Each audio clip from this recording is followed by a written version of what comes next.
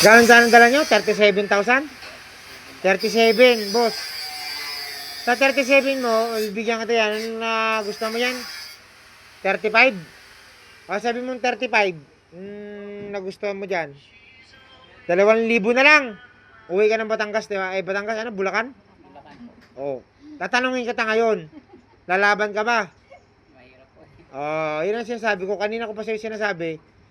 Ang ano yan, kailangan talaga may extra pocket money ka pa. Huwag natin isugal yung talagang Yun lang. oo, yun lang. Kasi pag nailabas mo naman yan ngayon, boss, tapos, nailabas mo, di ba? Pag nailabas mo yan ngayon at mga ginagamit mo na, gagastos ka pa rin dyan. Oo, kasi lalabas ang mga sakit niyan habang ano ma. Pero makina, kita mo naman, di ba? Makina goods. Hindi natin alam kung running siya, pero hindi natin alam kung kondisyon. Di ba? Magkaiba yung running sa running kondisyon. Di ba? Oh. Running lang yan. Hindi ko alam kung kailan. Hindi ko alam kung kondisyon ba yan.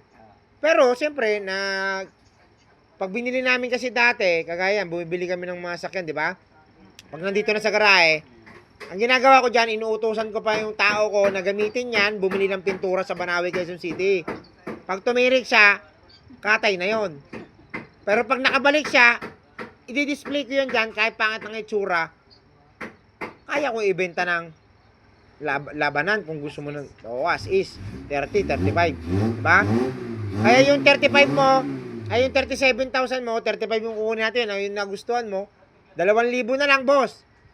Panggasolina, pangkain. Paano pa? Makauwi nga yan ngayon, kinabukasan. Paano? Or isang linggo sa inyo. Siyempre, may gastusin na yan.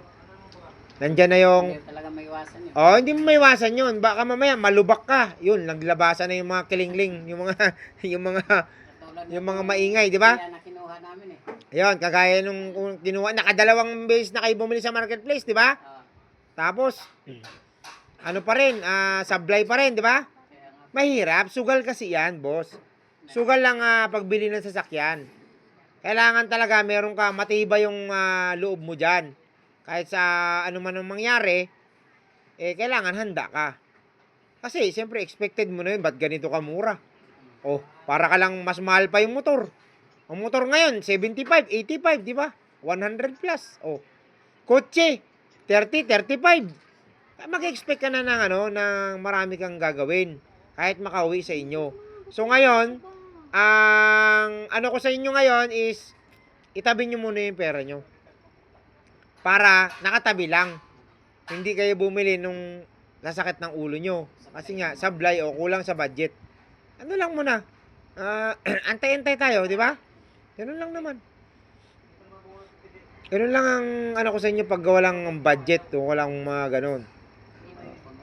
Oo, di ba? Kung gusto niyo naman ng wala kayong budget, di ba? Kung gusto niyo naman yung ino-offer ko sa inyo installment, pwede naman.